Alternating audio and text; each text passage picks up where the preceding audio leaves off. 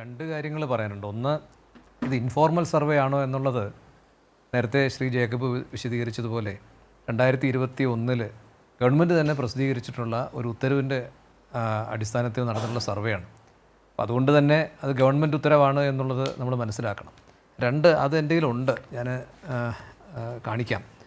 ഇതിനകത്ത് ഭക്ഷണം, ആരോഗ്യം, വരുമാനം, അതുപോലെ തന്നെ മറ്റ് വാസസ്ഥലം എന്നിങ്ങനെ 3-4 ഘടകങ്ങൾ, പ്രത്യേക വിഭാഗങ്ങൾ, ഷെഡ്യൂൾഡ് കാസ്റ്റ്, ഷെഡ്യൂൾഡ് ട്രൈബ് മുതലായിട്ടുള്ളത്, അതുപോലെ തന്നെ ഈ ട്രാൻസ്ജെൻഡർ എന്ന് പറയുന്ന സ്വാഭാവികമായിട്ടും അരികുവൽക്കരിക്കപ്പെടാൻ സാധ്യതയുള്ള വിഭാഗങ്ങൾ, അടുത്തത് HIV രോഗബാധിതർ എന്നിങ്ങനെ കേരളത്തിൽ നമുക്ക് ചുറ്റും കാണാവുന്ന വിഷമത അനുഭവിക്കുന്ന എല്ലാ വിഭാഗങ്ങളെയും അവരുടെ മുഴുവൻ വിശദാംശങ്ങളും രേഖപ്പെടുത്താൻ കഴിയുന്ന വിധത്തിലുള്ള ഒരു ക്വസ്റ്റ്യനെയറാണ് ഉണ്ടാക്കിയിട്ടുള്ളത്.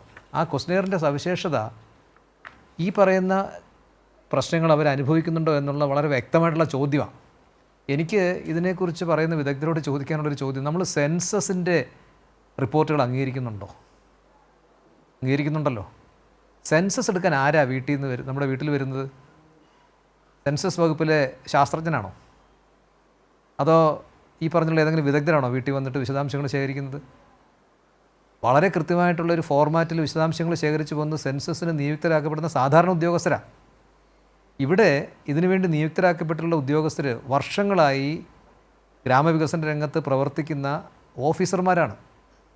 ഒരു ദിവസം രാവിലെ അവരോട് വിളിച്ചു പറഞ്ഞിട്ട് നിങ്ങൾ പോയി വിവരങ്ങൾ ശേഖരിക്കാൻ പറയുകയല്ല ചെയ്തത്. ആ വിവരങ്ങൾ ശേഖരിക്കുന്നതിന് വേണ്ടി വിശദമായിട്ടുള്ള പരിശീലനം കൊടുത്തു. അതൊരു ആപ്പ് വഴിയാണ് ശേഖരിച്ചതെന്നും കൂടി നമ്മൾ മനസ്സിലാക്കണം. ആദ്യം അവിടുത്തെ ആൾക്കാരെ പോയി കണ്ട് ആപ്പ് വഴി ഇവരുടെ വിശദാംശങ്ങൾ ശേഖരിക്കുന്നു. ഇപ്പോൾ ഞാനൊരു ചെറിയ ഉദാഹരണം മാത്രം പറയാം. ഇതിനകത്ത് ചോദിച്ചിരിക്കുന്ന ഒരു ചോദ്യം, മാനസിക വെല്ലുവിളികൾ ഉള്ളതിനാൽ ഭക്ഷണം പാചകം ചെയ്ത് കഴിക്കാനാകാത്ത കുടുംബമാണോ?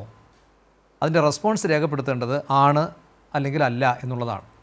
അപ്പോൾ ആണ് എങ്കിൽ അതിനകത്ത് ആ ക്വസ്റ്റ്യനിൽ തന്നെ എൻ്റെ അടിയിൽ അതിൻ്റെ വിശദാംശങ്ങൾ കൊടുത്തിട്ടുണ്ട്. മാനസിക അസ്വാസ്ഥ്യങ്ങൾ, മാനസിക രോഗങ്ങൾ, തീവ്ര വിഷാദരോഗം പോലെയുള്ള മാനസികാവസ്ഥകൾ ഉള്ളതിനാൽ ഭക്ഷണം പാകം ചെയ്ത് കഴിക്കാനാകാത്ത അംഗങ്ങൾ മാത്രമുള്ള കുടുംബങ്ങളെയാണ് ഈ വിഭാഗത്തിൽ പരിഗണിക്കേണ്ടത് എന്നുള്ളത് എന്യൂമറേറ്റർക്ക് കൊടുത്തിരിക്കുന്ന നിർദ്ദേശം.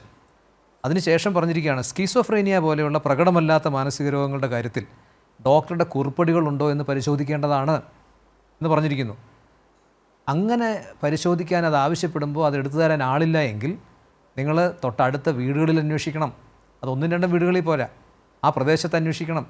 ആ മനുഷ്യന് എന്തെങ്കിലും പ്രശ്നങ്ങൾ ഉണ്ടായിട്ടുണ്ടോ, അനുഭവത്തിൽ അങ്ങനെ പ്രശ്നങ്ങളുണ്ടോ, എന്തുകൊണ്ടാണ് അയാൾ വീട്ടിന് പുറത്തിറങ്ങാതിരിക്കുന്നത്, എന്തുകൊണ്ടാണ് അയാൾ ഭക്ഷണം കഴിക്കാതിരിക്കുന്നത്, എന്തുകൊണ്ടാണ് അയാൾ വളരെ അസ്വാഭാവികമായിട്ട് പെരുമാറുന്നത്, അദ്ദേഹത്തിൻ്റെ ദാരിദ്ര്യാവസ്ഥയ്ക്ക് കാരണം ആ മാനസിക രോഗമാണ്.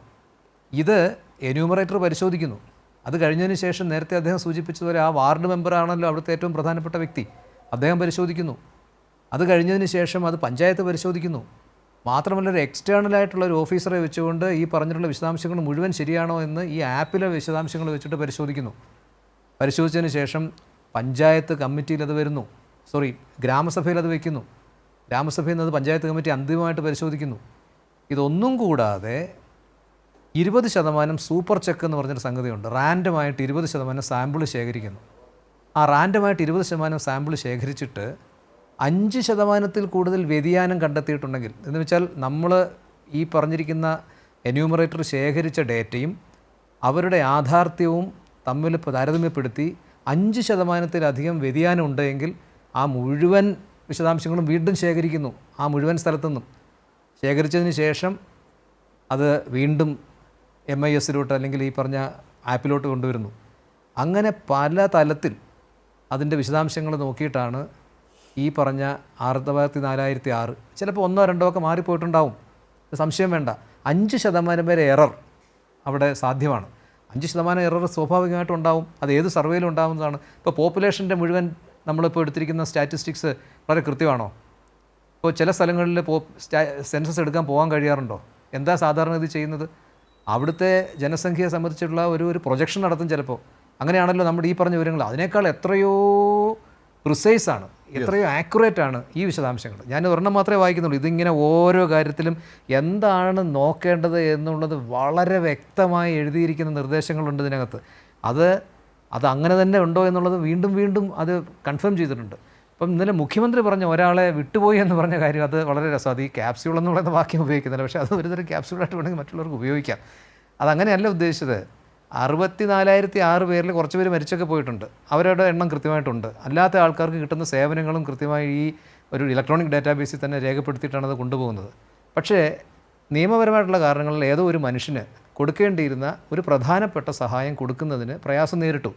ഉദാഹരണത്തിന് ലൈഫ് പോലെയുള്ള പ്രശ്നം. ഉദാഹരണം, ലൈഫിൽ ഈ പറഞ്ഞ അതിദരിദ്രരായിട്ടുള്ള കുടുംബങ്ങളെ മുഴുവൻ ലൈഫിൽ ചേർക്കാൻ ഇടയ്ക്ക് തീരുമാനിച്ചിരുന്നു ഗവൺമെൻറ്. അപ്പോൾ ലൈഫ് ലിസ്റ്റിൽ നേരത്തെ ഇല്ലാത്തവരായിരിക്കാം, പക്ഷേ അതിദരിദ്രം എന്നുള്ള പരിഗണനയിൽ മുഴുവൻ പേരെയും ലൈഫ് ലിസ്റ്റ് ചേർക്കാൻ തീരുമാനിച്ചിരുന്നു. ഓരോ വകുപ്പും ആ രൂപത്തിലുള്ള ചില സഹായങ്ങൾ ഏർപ്പെടുത്തിയിട്ടുണ്ട്. അപ്പോൾ വസ്തു വാങ്ങാൻ അല്ലെങ്കിൽ സ്ഥലം വാങ്ങാൻ എന്തെങ്കിലും ഒരു നിയമപ്രശ്നമുള്ള ഒരാൾ അവശേഷിച്ചതുകൊണ്ട് ഒരാൾ അതിനകത്ത് വന്നില്ല, അയാളുടെ പ്രശ്നം ക്യാബിനറ്റിൽ വന്നു, അവരത് പരിഹരിച്ചു എന്നുള്ളതാണ് ഉദ്ദേശിച്ചത്. അല്ലാതെ 64,005 ഒരെണ്ണം തെറ്റിപ്പോയി അയാൾ എവിടെയായിരുന്നു എന്ന് കണ്ടെത്താൻ വേണ്ടി ഒരുപാട് ബുദ്ധിമുട്ടി എന്നുള്ള മറ്റേ അല്ല അത്. കാരണം ഈ പറഞ്ഞ പ്രോസസ്സ് ആദ്യന്തം അറിയാവുന്നത് കൊണ്ട് കൂടിയാണ്. ഈ പറഞ്ഞ രേഖകൾ വായിച്ചാൽ ഇങ്ങനെ പറയാൻ തോന്നില്ല. പക്ഷേ ഇത്രയും ശാസ്ത്രീയമായ രീതിയിൽ കാര്യങ്ങളൊക്കെ ശാസ്ത്രീയത ഇല്ലാന്ന് അങ്ങനെ പറയാൻ കഴിയും. അല്ല, ഇത് ഇത്രയും കൃത്യമായ രീതിയിൽ ശാസ്ത്രീയമായി തന്നെ അതിൻ്റെ രീതിശാസ്ത്രമൊക്കെ നോക്കി തന്നെയാണ്. അത് കൃത്യമാണ്, അത് പബ്ലിഷ്ഡ് ആണ്, എപ്പോൾ വേണമെങ്കിലും വെരിഫൈ ചെയ്യാം, ആഗോളതലത്തിൽ അത് ചെക്ക് ചെയ്യാം, വലിയ വിദഗ്ധർക്കൊക്കെ അത് പരിശോധിക്കാം, കൗണ്ടർ ചെയ്യാം. തെറ്റാണെങ്കിൽ നമുക്ക് അത് ചർച്ച ചെയ്യാം അടുത്ത ദിവസം. അതിന് എതിർവാദങ്ങൾ ഉയർത്തിയാൽ, നേരത്തെ ശ്രീ കെ ജെ ജേക്കബ് പറഞ്ഞ പോലെ എവിടെ അതിനുള്ള ഫിഗേഴ്സ് എവിടെ, അത് ആര് പറയുന്നു എന്നുള്ളതും കൂടി വളരെ കാര്യമായിട്ടുള്ളതാണ്.